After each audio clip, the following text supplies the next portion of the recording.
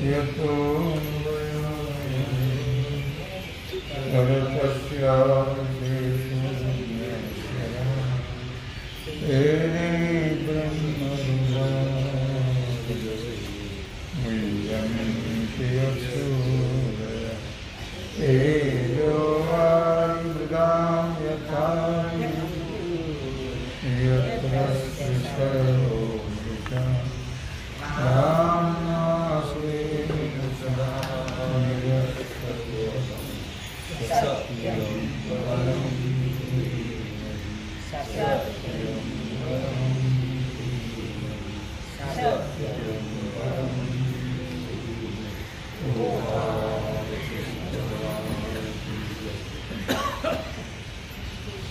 तरी महंताची कोडी घरा आलिया ही ओढी मानूने नता परवडी मुद्दल कुठे.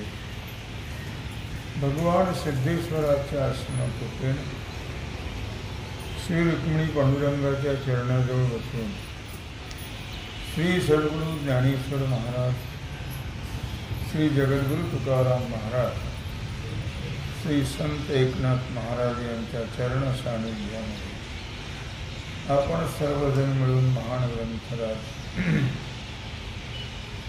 ज्ञानेश्वरीच्या 17व्या अध्यायाच्या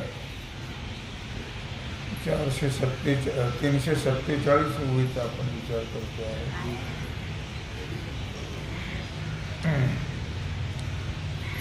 विषय आहे मंत्र. तरी महंताची कोडी घरा आलिया ही ओढी मानूने नता परवडी मुद्दल तुटे. साधू संत महात्म्यांचे समुदाय मोठ्या प्रयासाने घरी आल्यानंतर त्यांचा सन्मान करण्याचं न समजलं, त्यांच्याशी गैरवर्तन केलं तर पुण्य लाभ न होता अधिक पदवी पाप निर्माण. आपल्या ठिकाणी जे भांडवल आहे पुण्याचं ते भांडवल समाप्त होते. जर संत महात्म्याचा आदर केला नाही तर ते पण आपल्या घरी आल्यावर कुठेही संतांचा आदर करणं हे पुण्यकारक आहे. नाहीतर मग आपलं जे भांडवल आहे पुण्याचं ते संपून जातं.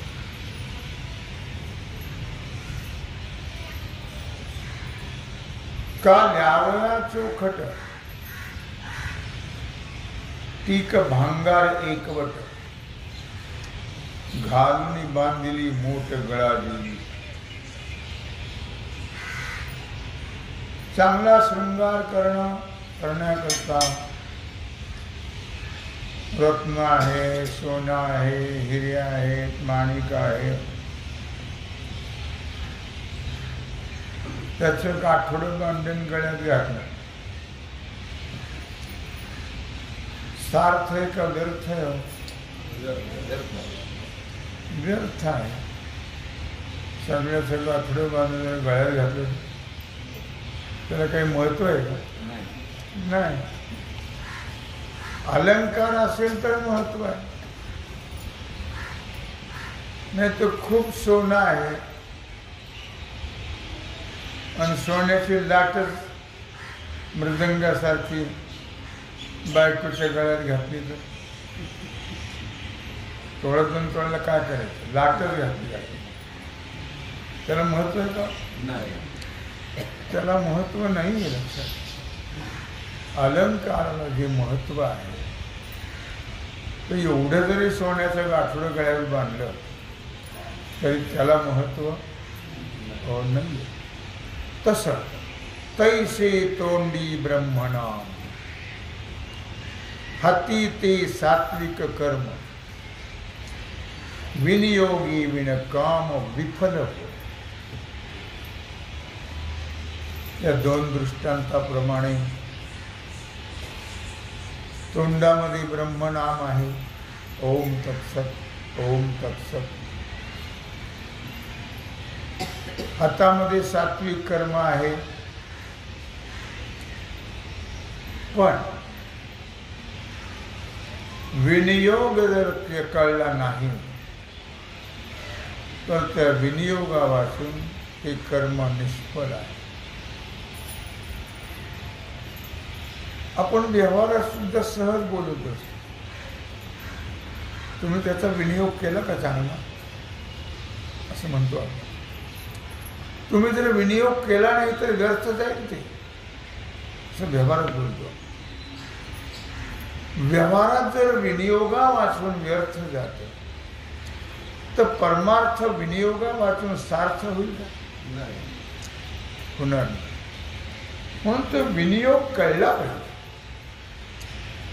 विनियोग कळला पाहिजे.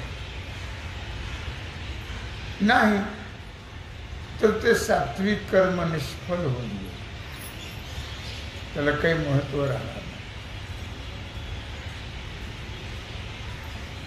दृष्टांत दिला पुन्हा. आगा अन्न आणि भूक पासी आसे परिदेख जीवने नता बालक लंघनचे जी. असं पहा, अन्नही जवळ आहे बालकाच्या आणि भूकही आहे, पण त्या लहान बालकाला अन्न जवळ असून त्याचा विनियोग जर कळला नाही, लहान बालकाला त्याचा विनियोग कळतो का? कळत नाही. त्यामुळे अन्न जवळ असून सुद्धा त्याला उपवास करायचीच पाळी आहे. किंवा आणखी दृष्टांत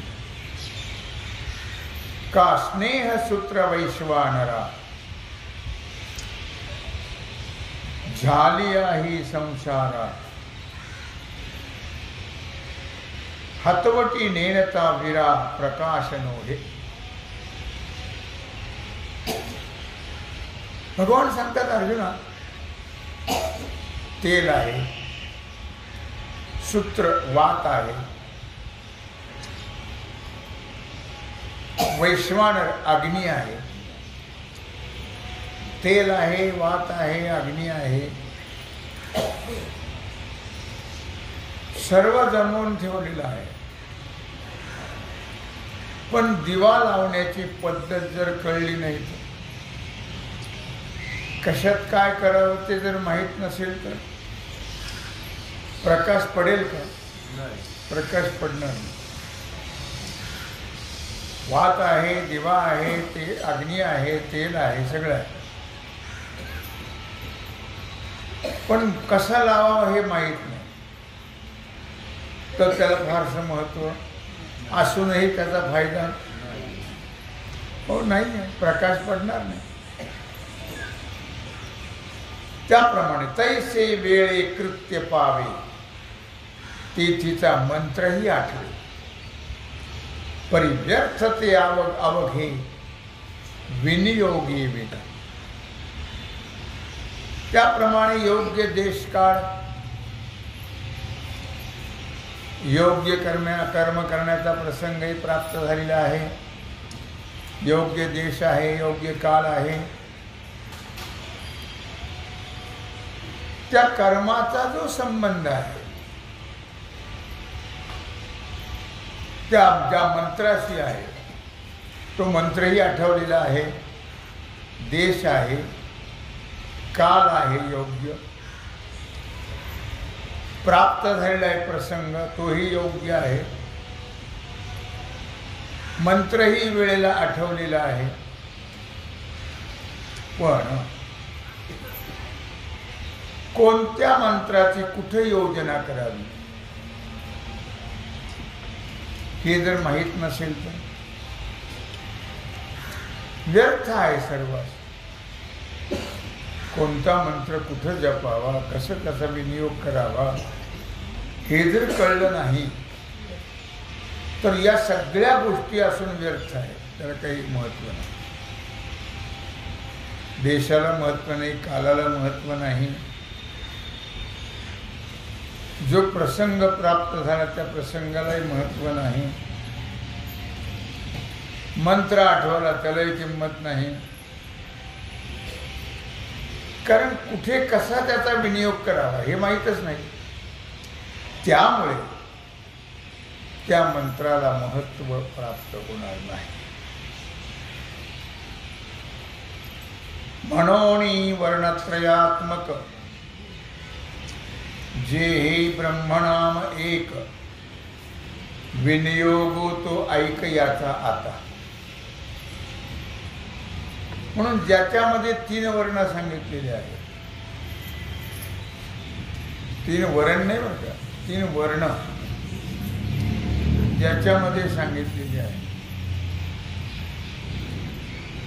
पण जे वस्तुतः एकच आहे. कोण एक आहे? वर्ण 3 असतील, ब्रह्मनाम 3 आहेत का? नाम तर एकच आहे.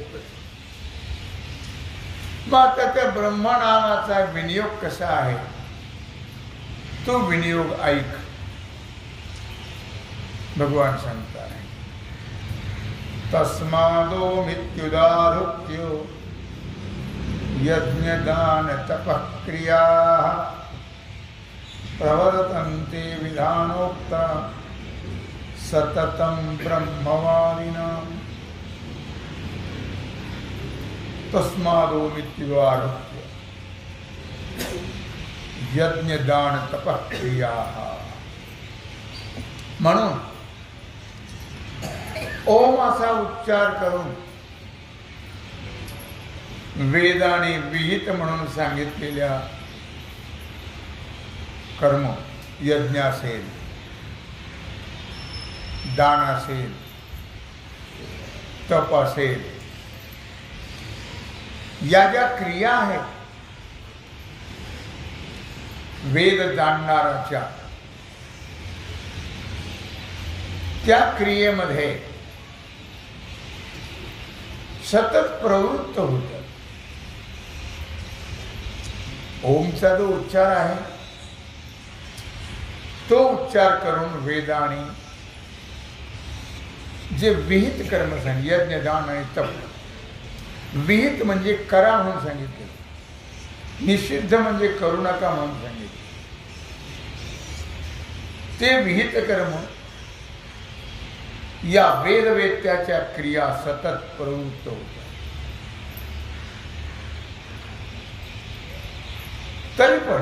तरी या नामाची अक्षरे 3 कर्म आदिमध्ये निधानी प्रयोजावी पैस्थानी इही 3. आता हे जे नाम आहे ब्रह्मनाम, त्याचे अक्षर 3 आहेत. ओम, तत्सत अशी 3 अक्षर आहेत. ही 3 अक्षर जी आहेत हे कर्माच्या आरंभी, कर्माच्या मध्ये आणि कर्माच्या शेवटी 3 ठिकाणी त्याची योजना करणे. कर्माच्या सुरुवातीला, कर्माच्या मध्यभागी आणि कर्माच्या शेवटी 3 ठिकाणी त्याचा विनियोग करणं, त्याची योजना करणं हे अत्यंत महत्त्वाचं आहे. विनियोग सांगताय, विनियोग कसा करायचा?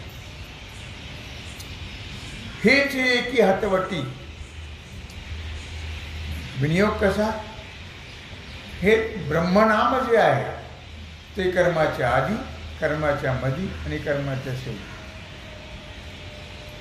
आरंभी त्याचा उच्चार करणं, कर्माच्या मध्यभागी त्याचा उच्चार करणं आणि शेवट त्याचा उच्चार करून संपवणं,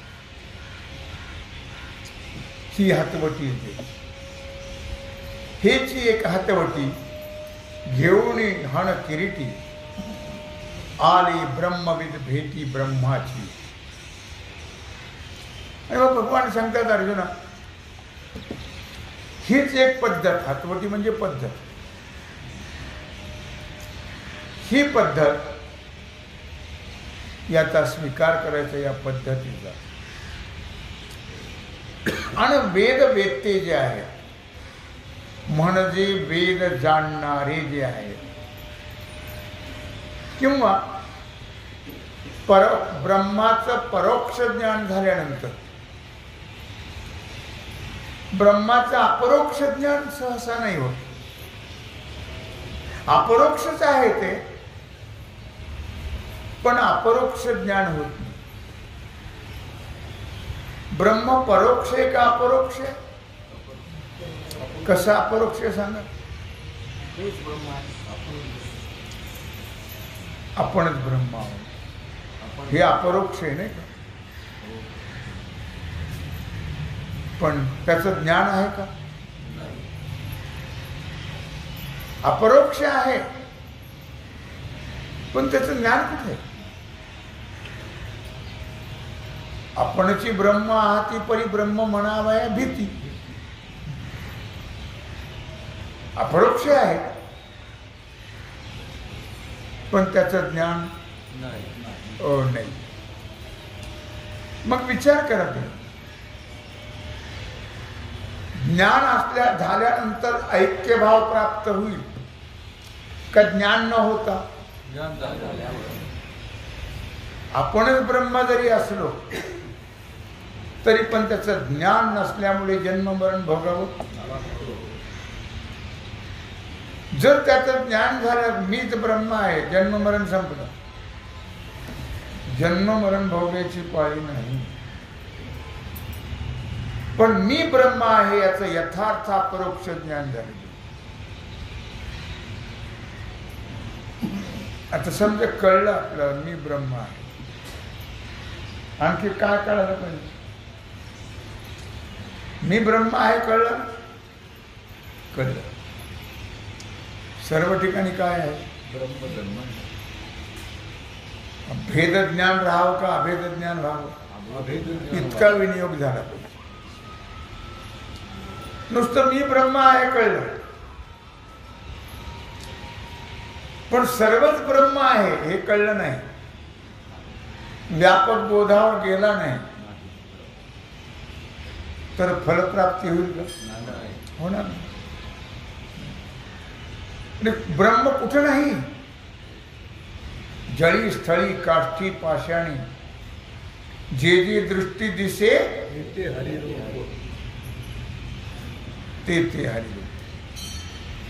ज्ञान झालंय मी ब्रह्म आहे, पण त्या ब्रह्माचा विनियोग जर कळला नाही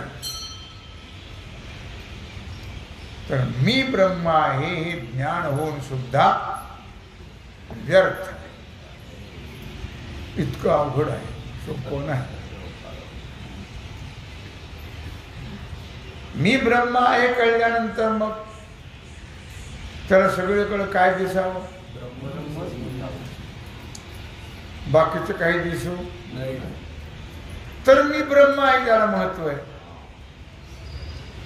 विनियोग कळला का? मी ब्रह्म आहे कळलं, पण विनियोग कळला पाहिजे. सगळीकडे परमात्माच आहे. मग सगळीकडे परमात्मा जर आहे तर आता विकृती राहील का? राहणार. विकृती जर राहिली नाही तर मग तो खरंच ब्रह्म झाला. आणि ब्रह्म झाला की मुक्त झाला. मग काय भानगडी राहिल्या? इतकं भाव लागतं. आणि ब्रह्मासी भावया एकी तेन वंचती यज्ञादि. जे चावळले ओळखे शास्त्रांची या ब्रह्मेशी भावया एकी. तेन वंचती यज्ञादि. विद्वान लोक शास्त्राचं तात्पर्य जाणतात. कोण? विद्वान. बोलतातही, शास्त्राचं तात्पर्य सांगतात. सर्वं खल्विदं ब्रह्म नेह नानास्ति किंचन, हे सांगतात की सांगतात ना? हो, सांगतात. बोलतात ना? बोलतात. पण ते ब्रह्माशी ऐक्य होतात का? मग ते सांगण्याला काय चालायचं? काय त्या सांगण्याला किंमत? तर शास्त्र जाणणाऱ्याला किंमत नाही, त्या अभ्यासालाही महत्व. पोट भरता येईल पद्धतशीर, लोक मानतील, डोक्यावर घेऊन नाचतील, पण उद्धार होणार नाही. इतकं अवघड आहे, ते सोपं नाही. कळलं की ब्रह्म शास्त्र कळलं, अभ्यास केला शास्त्राचा. मग शास्त्राच्या अभ्यासाने लोक मानू लागले की नाही? शास्त्री शास्त्री शास्त्री, आचार्य आचार्य आचार्य असं लोक मानतात. लोक मागं पळतात. शास्त्री महाराज शास्त्री महाराज, आचार्य महाराज आचार्य महाराज.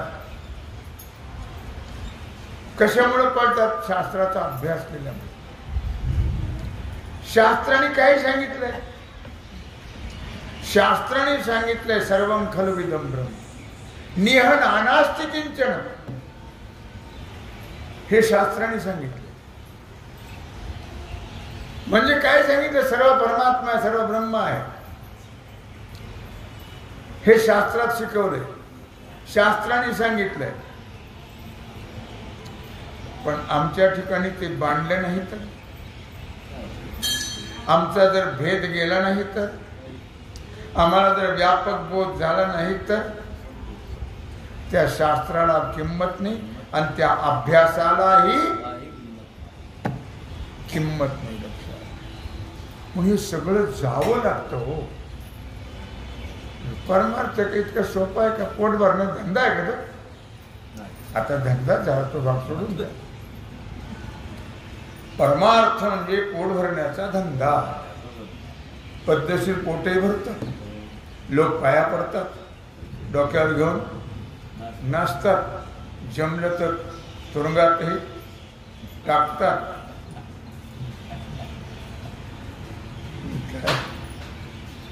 हो, जे जे जन वंदिती तीच त्याची निंदा करीत. कधी डोक्यावर घेते आणि कधी आपटून देतील. लोकांचं लोक तैसा ओक धरता धरवीना. लोकांवर भरोसा ठेवायचं काय? लोक मानले की हजारा मोठा, लोकांनी कमी केलं की हा पडला. असं नाही, असं नाही लक्षात. म्हणून तेवढी तयारी आपली झाली पाहिजे. त्या बोधावर गेलं. शास्त्र शिकवतंय. हो, शास्त्राने काही चुकीचं सांगितलं नाही. आणि आम्ही लोकांना सांगतो म्हणजे लोकांना चुकीचं सांगितलं का? पण ते जर अनुभवलं नाही तो त्या शास्त्राला किंमत नाही. लोक मानतात त्यालाही महत्व नाही. ते आज मानतील, उद्या ढकलून देतील. लोक महाविचित्र आहेत. लक्षात, लोकाच्या फंदात पडू. हो, लोकेशना म्हणतात का? लोकेशना वाईट, लोकेशना वाईट. लोक महाविचित्र आहेत. तुम्ही लक्षात ठेवा. एखाद्या दारुड्या रस्त्याने चालता विचार करत नाही ते. एखादा झुगायला चाललाय रस्त्याने, खिशी कापून चाललाय, विचार लोक करत नाही. पण एखादा महाराज जर चालला तर त्याचा सगळा विचार करतात. सूक्ष्म तो चालतो कसा, बोलतो कसा, पाहतो कसा, सगळ्या गोष्टीचा विचार करतात. म्हणून परमार्थ सोपा नाही. शास्त्राने सांगितलंय, त्याची जर अनुभूती आली नाही लक्षात ठेवा. तर ते अनुभवावीन मान हलवू नको रे, हरिभजनावीन काळ घालवू नको रे. अनुभव नसेल तर त्याला महत्व नाही म्हणून सांगितलं. मग त्याचे जे कर्म आहेत त्या अनुभवाने त्याला फल देतील, पण परोक्षत्व असेल तर फल देणार नाही. त्याचं यथार्थ ज्ञानच झालं पाहिजे आणि ते आपल्या अनुभवात उतरलं शाब्दिक नको. शाब्दिक ज्ञानाला काही महत्व. एक शिक्षक अशा मुलांना शिकवत होते.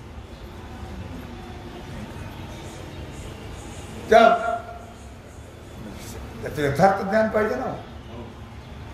त्या शब्दाला एक व्यासपीठ. पोरं मोठी चमत्कारिक असतात काही. त्याने विचारलं, सर व्यासपीठ म्हणजे काय? ह्याला माहित नव्हतं. मग त्याने उत्तर दिलं पोरांना, अरे आपल्याकडे जर ज्वारीचं पीठ आहे, गव्हाचं पीठ आहे, तसं अमेरिकेत व्यासपीठ आहे.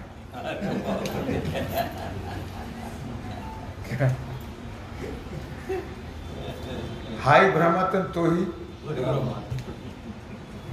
भ्रम निवृत्त झाला नाही तर त्याला महत्व. अपरोक्ष भाव, परोक्ष नको. आणि ते अपरोक्ष अनुभवात यावं आणि मग जगाला द्यावं. अनुभवे आले अंगा ते या जगा देत असो. मग त्याचा अनुभव यावा आणि मग ते जगाला द्यावं, म्हणजे त्याचा उपयोग होतो. शास्त्रज्ञ असल्यामुळे त्यांना सात्विक श्रद्धा, सात्विक कर्म, ब्रह्मनाम, त्याचा विनियोग, हे सर्व काही कळतं शास्त्रज्ञ असल्यामुळे, शास्त्राचा अभ्यास असल्यामुळे. पण एक लक्षात ठेवा, शास्त्राचा अभ्यास असून हे सर्व कळलं तर त्याला त्याचं फलप्राप्ती होईल. पण शास्त्राचा अभ्यास आहे, पण त्याचा विनियोग जर कळला नाही तर फल मिळणार हो नाही. म्हणून तो आदितव ओंकार ध्यानी करीती गोचर, पाठी आणि ती उच्चार वाचेही तो आदितव ओंकार ध्यानी करीती गोचर. व्यवहारात मोठी मजा असते. काही चुकलं ना त्या पोरीकडून, तुझ्या आईने हे शिकवलं होतं का? आई शिकवत असते सगळ्या गोष्टी. तू शिकवलं का तुझ्या पोरीला?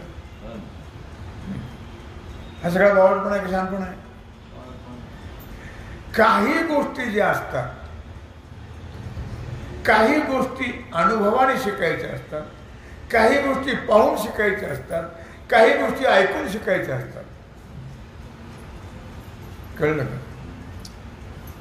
मनुष्य शहाणा होतो तो अनुभवाने.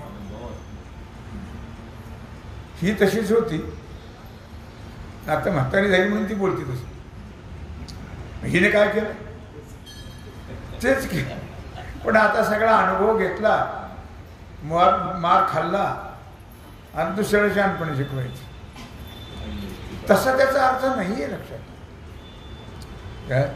तो अनुभव आपल्याला आला पाहिजे आणि तो अनुभव आपण दुसऱ्याला दिला पाहिजे.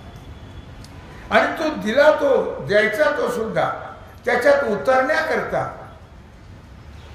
त्याची भाषा सुद्धा त्याला आली पाहिजे. ती भाषा जर आली नाही तर विनियोग होणार नाही. म्हणून भाषेलाही फार महत्व आहे. मधुरा वाणी ओठी तुका म्हणे वाव होती. बोलणं नेहमी कसं असावं? सासू का असाना, सासरा का कोणी का असाना, पण बोलणं नेहमी मधुर असावं, म्हणजे लोक सगळे आपले होतात. आणि जर बोलण्यामध्ये कठोरता असेल तर जवळचे त्याचा ते विनियोगाचा प्रकार आहे.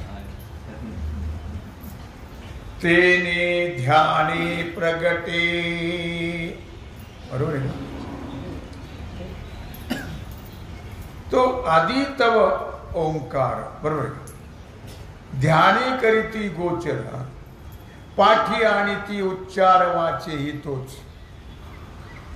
आता वेद वेत्ते जे आहेत, वेद वेत्ते याचा अर्थ वेदाला जाणणारे, त्याला म्हणतात वेद वेत्ते. ते कर्माच्या आरंभी ओंकाराला ध्यानाने विषय करतात. कर्माच्या आरंभी त्या ओंकाराचं ध्यान केलं जातं. आणि प्रथमतः ओंकाराचं स्मरण करावं लागतं कोणत्याही कर्माच्या आरंभी. म्हणजे वाणीतून त्याचा उच्चार करावा लागतो. तो कर्माच्या आधी पण करायचा, कर्माच्या मध्ये पण करायचा आणि कर्माच्या शेवटी पण करायचं. म्हणजे ते कर्म फलद्रूप होतं.